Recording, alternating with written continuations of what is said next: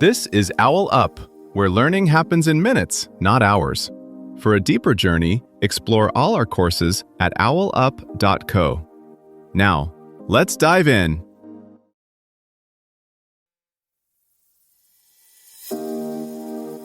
Welcome back to Chapter 2 of our series, Philosophies from the Past, Ancient Wisdom in Modern Times. In today's episode titled Aristotle's Ethics in a Modern Context, we'll explore the fascinating concept of the golden mean and how it can guide us in finding balance in our lives today. So, let's dive in. Aristotle once claimed, "We become just by doing just actions." Now jump to a modern boardroom, a hospital, or an AI lab. No clear rules, high stakes, people under pressure. In those moments, the real question quietly shifts from what's allowed to who am I choosing to be? Aristotle steps into the modern world at the point where our checklists, codes of conduct, and compliance trainings run out. Policies can say, "Don't lie on reports," but they can't script how a manager handles bad news with honesty and courage in front of a tense team or skeptical investors. That gap between written rules and lived decisions is where character quietly does the heavy lifting.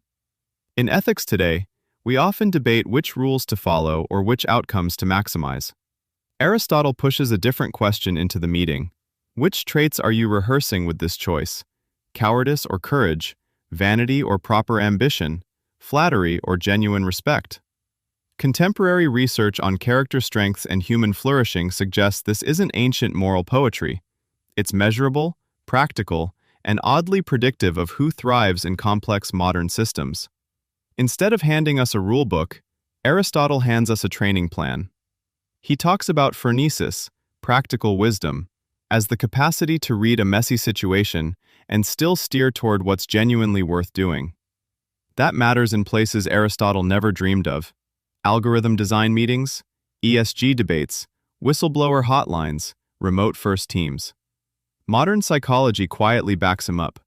Longitudinal studies now link habits of honesty, patience, and fairness with better health, stronger relationships, even resilience after layoffs or public failure. The surprising twist is that being good keeps showing up as a performance advantage, not just a moral luxury. In the Nicomachean Ethics, Aristotle does something surprisingly contemporary. He treats moral growth as a long-term project, not a one-off decision. Book 2 is where he gets technical. There he maps out the doctrine of the mean. For many traits, we tend to slide toward excess or deficiency, and the virtuous response is a calibrated middle that fits the situation and the person. Crucially, this mean is not a lazy average. Courage in a junior product manager speaking up in a meeting will look different from courage in a regulator halting a billion-dollar merger. Generosity for a startup founder who just made their first profit is not the same as for a multinational CEO. The point is fine-tuning. Too little, and you fail to act. Too much, and you distort what's good into something self-destructive or performative. Aristotle names an entire palette of such dispositions: courage, temperance, generosity, proper ambition, mildness, truthfulness, wit, friendliness, shame, righteous indignation, each with its own pair of dangerous extremes. Modern work cultures quietly reinvent this list when they talk about grit without burnout, transparency without oversharing, or customer obsession without exploitation. Recent research makes this more than a historical curiosity. Peterson and Seligman's large comparative study of virtues across cultures identified 24 recurring character strengths that map surprisingly well onto Aristotle's categories. Separate work in well-being science, including at Harvard's Human Flourishing program, suggests that people who consistently exercise such traits tend to report more stable life satisfaction than those who merely gain income or status. This shifts how we might think about professional development and even AI alignment. Instead of asking only, "What rules should this system follow?" we can ask, "What stable dispositions are we building into this team, this organization, this model? Are incentives rewarding generosity or rewarding cleverly disguised greed? Are feedback loops training for courage in surfacing bad news, or for sophisticated silence? On this view, a company mission statement is less important than the repeated patterns of praise, promotion, and quiet sidelining that, day after day, teach everyone which traits actually matter.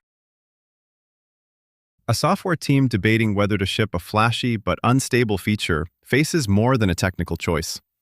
One engineer argues, if we release now, support will drown in tickets. Another counters, but marketing already announced the date. They're not just solving for deadlines and bugs, they're training their future reflexes around courage, restraint, and truthfulness. The decision they repeat becomes the kind of team they are. Or take a physician in an overwhelmed ER, deciding whether to spend 3 extra minutes explaining a diagnosis to an anxious patient.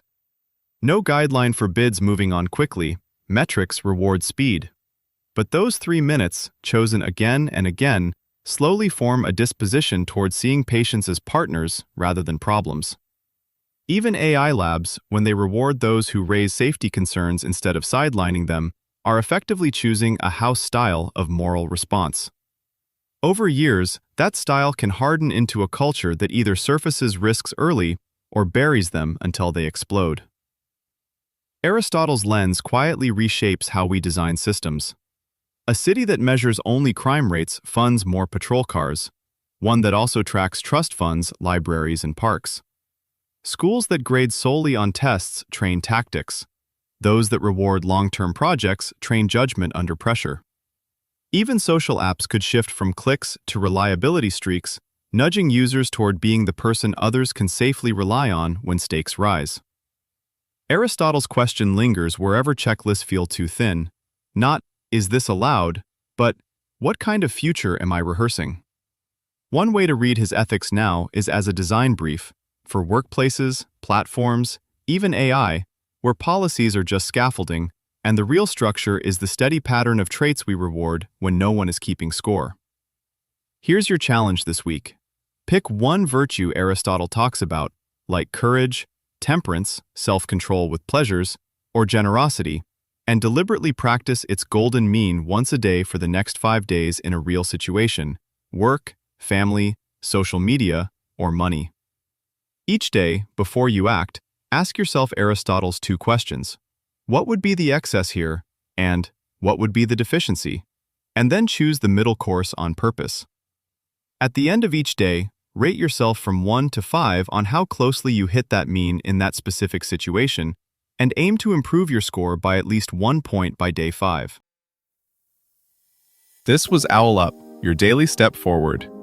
This series continues with more chapters on OwlUp.co. Visit OwlUp.co to access the complete course and continue your learning journey. See you there!